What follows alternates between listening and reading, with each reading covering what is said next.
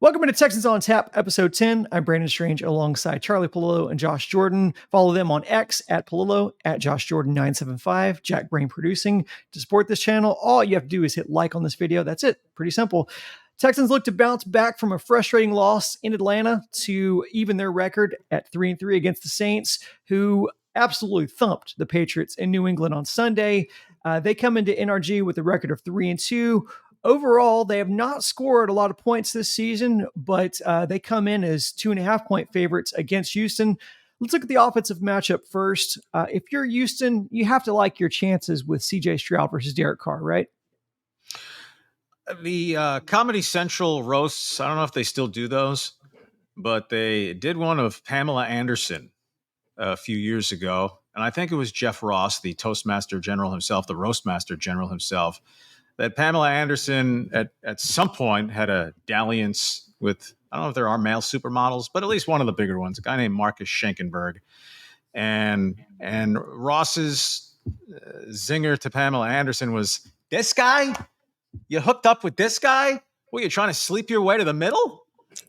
That's Derek Carr as an NFL quarterback. If you're the Saints, maybe he's an upgrade over Jameis Winston. I'm sure they're still going to sleep at night. We miss Drew Brees. We so miss Drew Brees. Derek Carr's okay with the Raiders. He was okay. Showing up is half the job, and he showed up. So he set all kinds of Raiders passing yardage records, and the schedule's bigger now, and you play 17 games, and you're throwing it a lot. And most years you're not a playoff team, so you're behind a lot. So that you throw for 4,000 yards, golf clap, no more. And so the Saints with Derek Carr, they can be okay, but they can't be really good.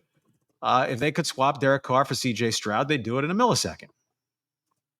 Yeah, absolutely. I mean, Derek is that middle of the road type of quarterback, and I will give him some credit. You know, he injured that AC joint on his shoulder. He played through it last week. Didn't play great. He was much better against the Patriots, obviously. So I'll grade him on a curve a little bit with the injury.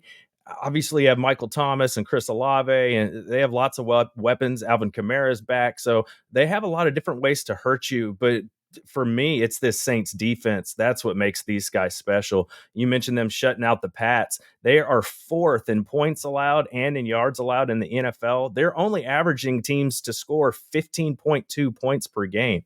So that's going to be a big deal. Is how are the Texans going to score in this game? We know we know their issues with running the ball. So great secondary there for the Saints. I think this is going to be a low scoring game. It's going to be a big challenge for CJ Stroud. He hasn't seen a defense quite like this.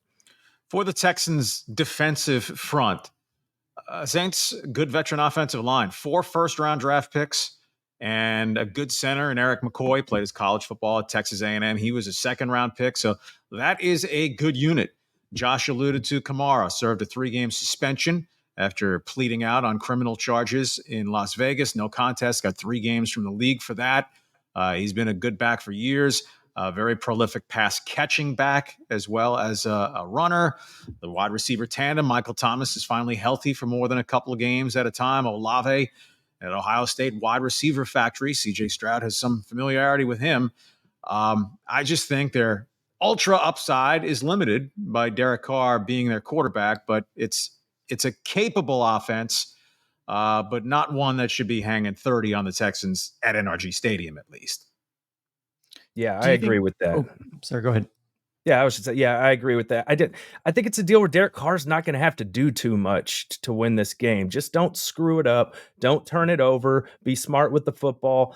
And, it's hard not to like the Saints in this matchup, unfortunately. That's why I really wanted the Texans to get that win over Atlanta.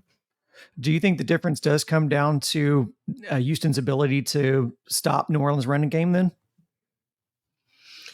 Go ahead, Charlie. I would say a good start, but, Carr's a guy who's thrown the ball a whole lot, and he has, I don't want to say the best wide receiver tandem that he's had, because Devontae Adams and anyone else probably rivals Thomas, who's a possession receiver. Olave, maybe a budding star. But, Bijan Robinson didn't get off against the Texans in the Atlanta game. That they won the turnover battle on Sunday by 2 and still lost is mildly discouraging. But I would recommend win that turnover battle. Stop the dumb dead ball penalties or pre-snap penalties, both sides of the ball, and win on special teams in a game where there's no clear advantage, I don't think, in the offense versus defense matchups. And that's why it's essentially a pick 'em inside the field goal. But if this game were in New Orleans, the Saints would be probably favored by 7 or so. Yeah, I agree with that. The Saints are explosive. They bring a little more to the table than the Falcons. They have another receiver, Rashid Shaheed. I mean, this guy can run, track star. He's also does special teams for them, kick and punt return, that type of stuff. And he'll go out and catch some passes as well. So you put him with Michael Thomas, Chris Olave, Alvin Kamara. They can create a lot of problems there if Derek Carr and Charlie mentioned it. They have a good offensive line. So they're going to be prepared for this game. They know they're probably not going to have to do too much. Just limit mistakes, take care of the football, and they should be in pretty good shape. And if Damian Pierce hasn't been able to really get going against anybody, doing it against the Saints, that's not very likely. Number 3 receiver there is fast. How fast can you say his name 3 times? Rashid Shaheed. Not very well. Not very fast either. It'll do. We talked about Bobby Slowick in week 5 drawing up a pretty conservative game against Atlanta. We're in week 6 now. Is it time to open up the playbook a little bit, maybe see a little bit more trickery, or against a good team like the Saints, is that a little too dangerous? Do you need to stick with just your core competence at this point? I'm a fan of the occasional gadget play. If for no other reason, they're fun. And if your offense isn't lighting it up, the crowd will think, well, at least they're trying something novel. But more functionally and consistently, I just think for the purpose of a given game and Stroud's bigger picture development, I want more vertical stuff. At least once per quarter, I want a pass that's at least 25, 30 yards in the air, if not a flat out deep ball, to try to loosen up the defense, hit a big play, and give CJ Stroud more experience with pumping the ball down the field. I'm with Charlie. I think that was a big takeaway from that Atlanta game. They did not push the ball down the field like they had as much in previous weeks. You didn't see as much of that. So I think you got to at least make them fear that the ball could go over their head, once a quarter, something like that, or they're just going to load up on all that underneath stuff. So that should be something that they need to mix that back in. There doesn't have to be a halfback pass every week, but maybe a flea flicker, just something to push the ball down the field and take some chances. Yeah, I think broader scheme, there's nothing bad to say about going unsacked 3 consecutive weeks, but there probably should be a footnote or a little asterisk attached that, hey, if you're going with all the dump off stuff, West Coast offense type stuff, short passing game where the quarterback's going to get rid of the ball more quickly, well, the sack numbers should be fairly low, but 0 3 weeks in a row is impressive.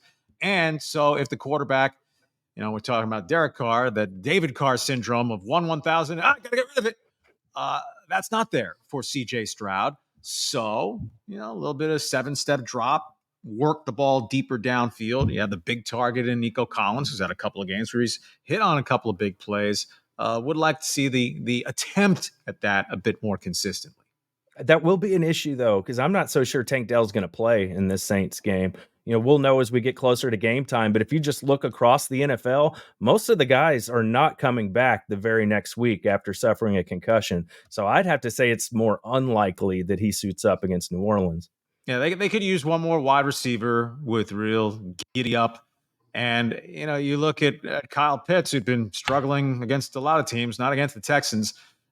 Schultz has taken on a greater role in their passing game, but he's not a guy that defenses are thinking, whoa, he can go up the seam on us and hit a huge play. So Texans, they're still a couple of bottles shy of a 6-pack in terms of what you want for offensive weaponry. Yeah, you really do feel like this team is another draft away from being really good. They just need some more depth.